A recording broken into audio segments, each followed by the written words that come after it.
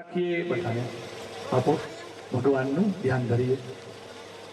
ઓમ યંતઃ પ્રવેશ્યમવાચમિમાં પ્રસુપ્તાં સંજીવયત્યખિલસવિધરસ્વધામ્નઃ અન્યાશ્ચ હસ્તચરણં શ્રવણત્વગાદીન પ્રાણાન્નમો ભગવતે પુરુષાય તુભ્યં.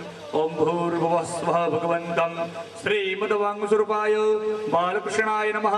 ध्याये ध्यानं समर्पयामि. तिलकं कृत्वा भगवान ત્યાં तिलक करो. ओम शिखं सुराश्रेष्ठ चंदनं प्रतिगृह्यताम्. ओम श्रीमद्वाङ्मय स्वरूपाय बालकृष्णाय नमः. चंदनं अक्षदानं पुष्पं पुष्पमालाम्. ओम माल्यादिनी सुगंधेने मालतीयादिनी वे प्रभो मया नितानि पुष्पाणि पूजार्थं प्रतिगृह्यताम्. पुष्पमालां समर्पयामि. ત્યારબાદ 3 વખત જળ પધરાવો. ओम धूपमाघ्रापयामि दीपं दर्शयामि नैवेद्यं निवेदयामि. नैवेद्य ઉપર જલ છાંટો.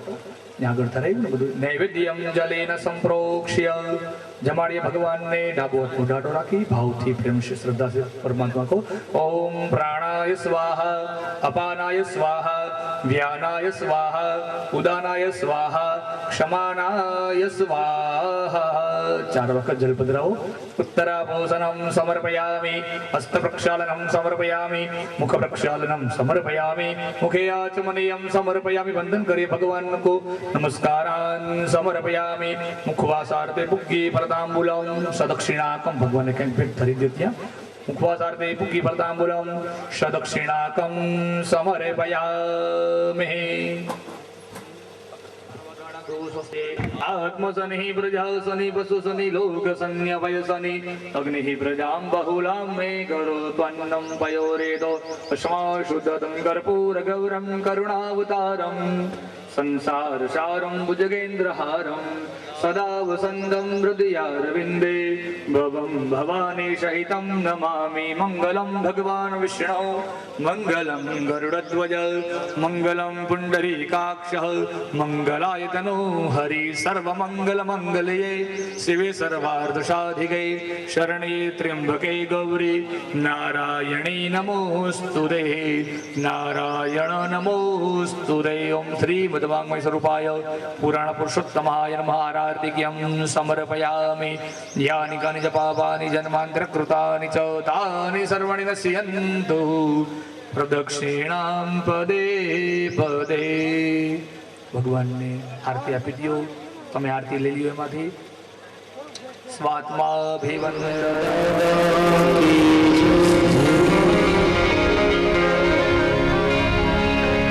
अपने मात पिता की जय, सद्गुरु देव की जय.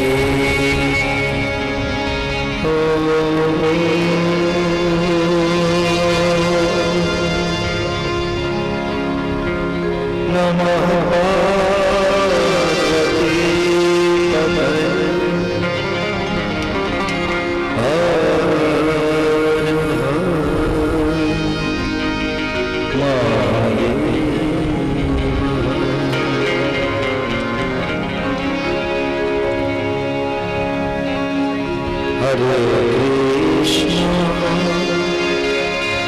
Hare Krishna,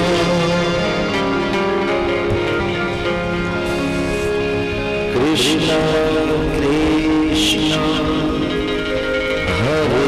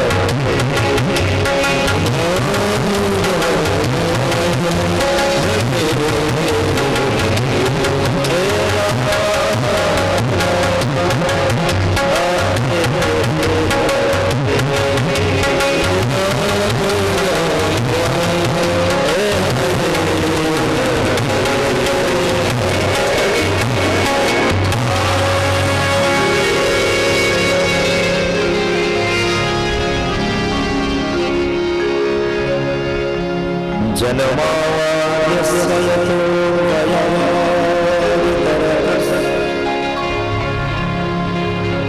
चार्थेष्वभिघ्नस्वरः तेने ब्रह्महृदाय विद्महे मुह्यन्ति यत्सूरयः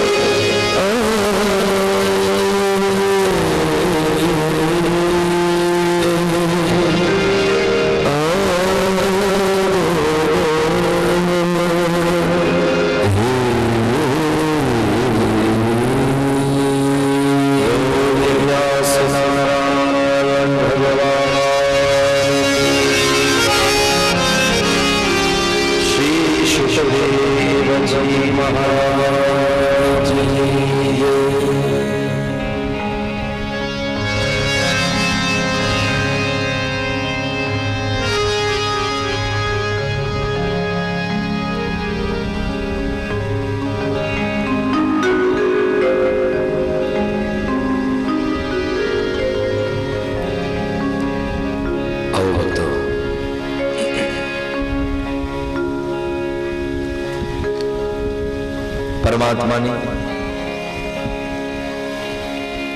વિશુદ્ધ લીલાઓનું શ્રવણ કરીએ અને આપણા જીવનને ધન્ય કરીએ.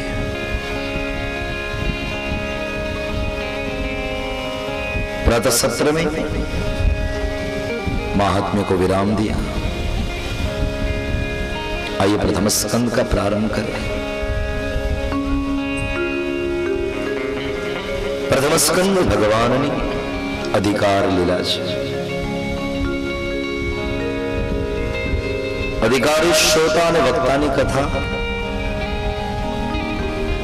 એનું નામ પ્રથમ સ્કંદ.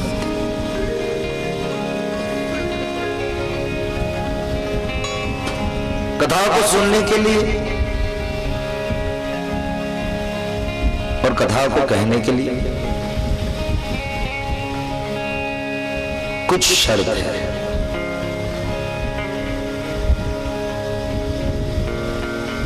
तभी जाके कथा कहने का और कथा सुनने का अधिकार इंसान को प्राप्त होता है. 3 प्रकार શ્રોતા વક્તા ભાગવતકાર આપણને એમનો પરિચય આપે છે. ઉત્તમ, મધ્યમ અને સામાન્ય. ઉત્તમ પ્રકારના શ્રોતા વક્તા છે પરીક્ષિત મહારાજ, સુખદેવજી મહારાજ. મધ્યમ પ્રકારના શ્રોતા વક્તા છે વ્યાસ નારાયણ ભગવાન અને નારદજી. અને સામાન્ય પ્રકારના શ્રોતા વક્તા છે સુતજી અને શૌનકાદ ઋષિ.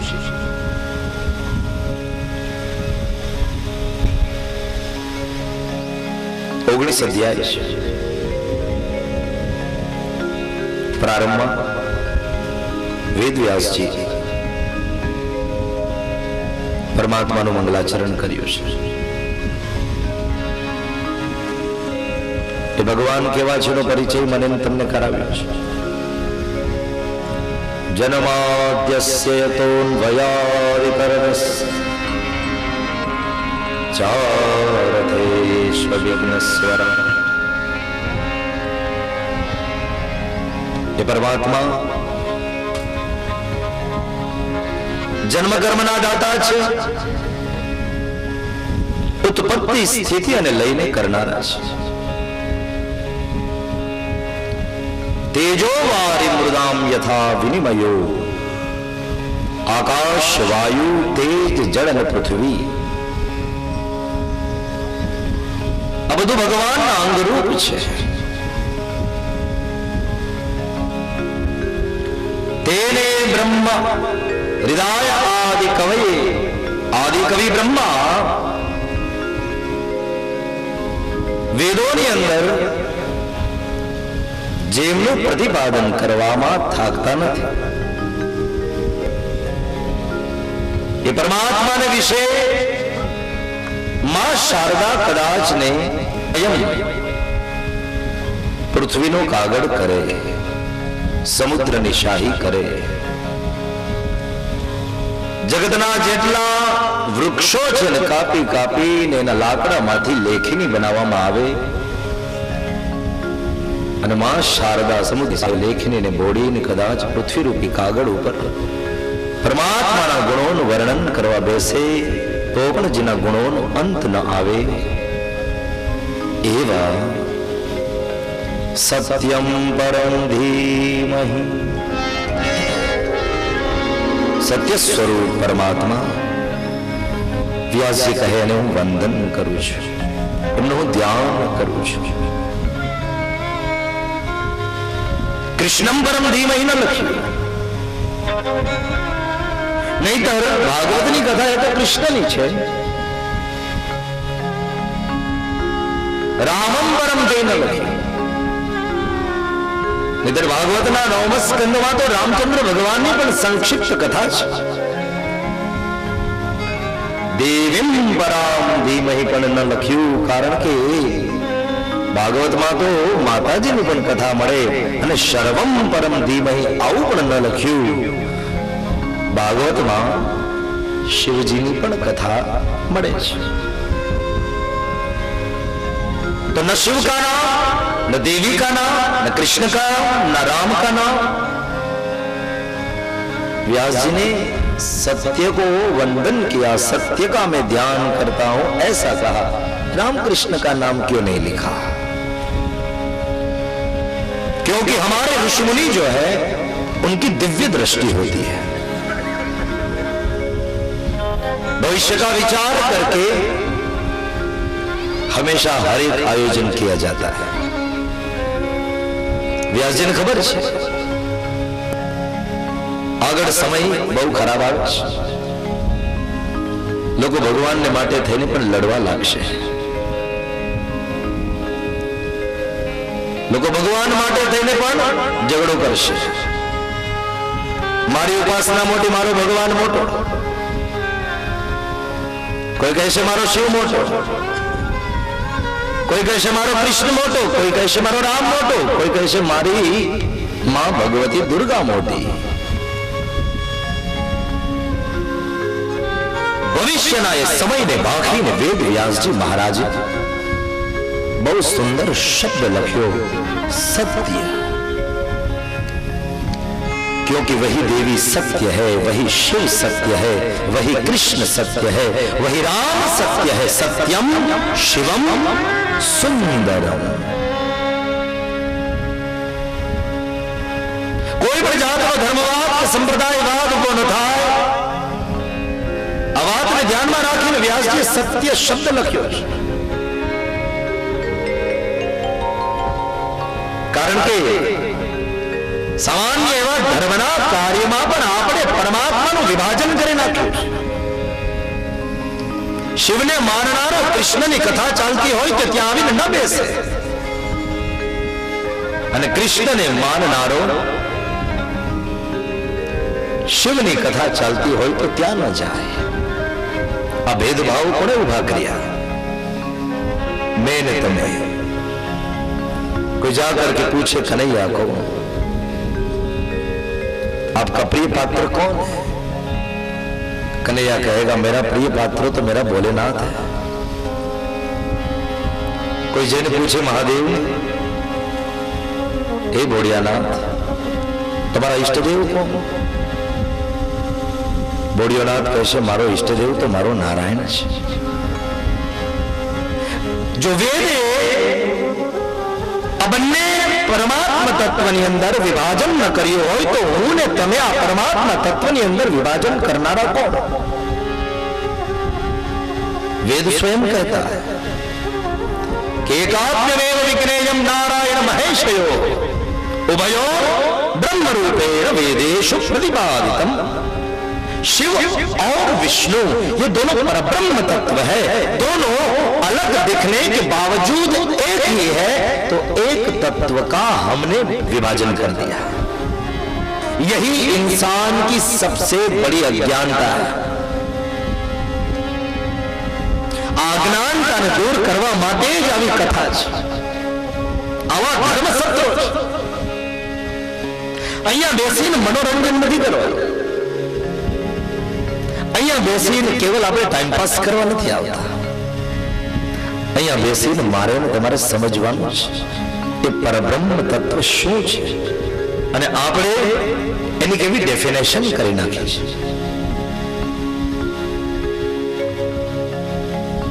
શિવની કૃષ્ણ માનનારું રામમાં દેહ માનનાર શક્તિની આરાધના થતી હોય ત્યાં અન્ય ઉપાસના કરનાર ન જાય, શું કામ? આપણો ધર્મ ભક્તો સનાતન છે અને સનાતન ધર્મ એમાં તો સંપ્રદાયો અલગ અલગ બાર પડેલા છે, પણ આપણો મૂળ દેશ सनातन धर्म, हम सब सनातन हैं।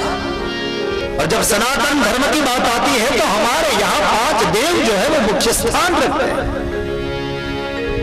गणपति, शिव, पार्वती, सूर्य और भगवान राम, ये बात ब्रह्म के रूप सनातन धर्म में पूजे जाते हैं। तो वेदों जो 5 तत्व ने परब्रह्म ना रूप में दर्शना हो तो आपने शा माटे हमने भिन्न करिए छे। वड़ी मस्जिद ने बाड़ी गुरुद्वारा बनाववामां आव्यो तो मात्र ने मात्र शीख लोको जाय छे, अन्य मजहब ना लोको जता नथी। वड़ी गुरुद्वारा ने पारमा आव्यो अने चर्च बनाववामां आव्यो तो केवल पारसी लोको जाय छे, क्रिश्चियन लोको जाय छे, अन्य धर्म संप्रदाय ना लोको स्थान में दर्शन करवा जता नथी। हवे बधाय लोको मुंजाणा शुं करवुं? नथी मंदिर टकतुं, नथी मस्जिद टकतुं, नथी चर्च के नथी गुरुद्वारा। अलग अलग धर्मना लोकोए विभाजन करी नाख्युं छे। शुं करवुं? बधाए नक्की कर्युं हवे एक काम करीए, एक मंदिर के मस्जिद के चर्च के गुरुद्वारा नथी बनावुं, एक काम करीए अहीं आपणे होटल बनावी नाखीए। ते होटल बनावी अने ज्यां होटल बनावी त्यां तो शीखना टोड़े टोड़ा आवा मंड्या, हिंदूना टोड़े टोड़ा आवा मंड्या, मुसलमान लोग आवा मंड्या, पारसी लोग आवे, कन्हैया ने माननारो जाए, राम ने माननारो जाए, माताजी ने माननारो जाए। ए बधाई संप्रदायना बधाई धर्मना लोको भेगा थई अने होटल ने अंदर ए खाई पीने मजा करो, विचार करो भक्तो, विचार करो। धर्मनी बाबतमां ज आपणे धर्मवाद संप्रदायवाद उभो करवानुं मन थाय छे। राम ने माननारो कृष्ण मंदिर में न जाए, कृष्ण ने माननारो शिव ना मंदिर में न जाए, शिव ने माननारो देवी ना मंदिर में न जाए, हिंदू ना मंदिर में मस्जिद वालों मुसलमान न जाए अने मुसलमान ने मस्जिद में शीख ना गुरुद्वारा वालों न जाए अने गुरुद्वारा ની અંદર ચર્ચ નો એ પારસી ન જાય, પણ હોટલ માં બધાય ભેગા ખાય, હોટલ માં બધાય ભેગા ખાય, ત્યાં કોઈને કાંઈ વાંધો નથી। પણ જ્યાં ધર્મની બાબત આવે છે ત્યાં લોકો ધર્મવાદ સંપ્રદાયવાદ ઉભો કરે છે। આ મહેનત મેં ઉભો કરેલો છે, ક્યાંય શાસ્ત્રમાં એવું લખ્યું નથી। એક શાસ્ત્ર મને લઈને બતાવો કે કોઈ દેવીનો કે કોઈ દેવનો અન્ય દેવતાઓએ વિરોધ કર્યો, બતાવો સાહેબ, એક પુરાણ તો મને બતાવો। આપણું મનગણંત છે, આ અજ્ઞાનતાને દૂર કરીએ। સર્વદેવ નમસ્કારમ કેશવમ પ્રતિગચ્છતિ, બધા દેવતાઓને વંદન કરો, બધા દેવતાઓની અંદર આપણા ઈષ્ટદેવના સ્વરૂપના દર્શન કરો અને જેટલું માન સન્માન આપણા ઈષ્ટદેવ अन्य देवताओं ने पण वंदन करीने एटलुं ज मान आपो, आपणो इष्टदेव राजी थशे। इसलिए वेदव्यास जी ने सत्यम परम धीमहि, मैं सत्य का ध्यान करता हूं, ऐसा लिखा। એમને ખબર હતી સમય બહુ ખરાબ આવશે, ધીમહિ લખ્યું, ધ્યાન કરું છું। જે મંત્રમાં જે શ્લોકની અંદર ધીમહિ શબ્દ આવે તે મંત્રને શ્લોકને ગાયત્રી મંત્ર ગાયત્રી શ્લોક કહ્યો છે।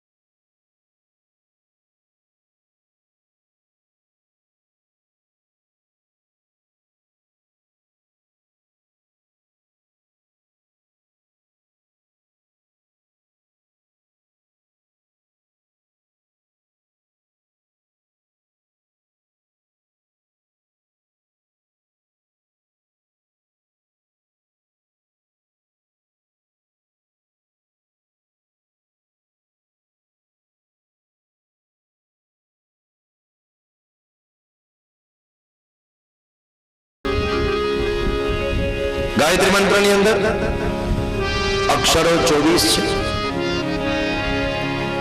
અવતારો પણ આપણા 24, પ્રકૃતિના તત્વો પણ 24। ચાલો ગણતરી કરીએ। 5 જ્ઞાનેન્દ્રિય, 5 કર્મેન્દ્રિય, 5 ને 5 10, पंचभूत आकाश वायु तेज जड़ અને પૃથ્વી 10 ને 5 15। હવે पंच विषय शब्द स्पर्श रूप रस અને ગંધ કેટલા થયા 20 અને 4 અંતઃકરણ મન બુદ્ધિ ચિત્ત ને અહંકાર ભેગું થઈ ગયું। મન બુદ્ધિ ચિત્ત ને અહંકાર 4 તત્વ 20 ને 4 24। પ્રકૃતિના તત્વ પણ 24, ભગવાનના અવતારો પણ 24, દત્ત ભગવાનના ગુરુ પણ 24, જૈનોના તીર્થંકર પણ 24। અરે સાહેબ, પરમાત્મા તત્વનો આંકડો જે છે, નામ જે છે, એને ગુજરાતી આંકડામાં ગણતરી કરો તો પણ 24 થાય। ગણતરી કરતા જાય હસમુખભાઈ, કેલ્ક્યુલેટર છે? જરૂર નથી કેલ્ક્યુલેટરની, બહુ નાનો હિસાબ છે। ચાલો, પરમાત્મા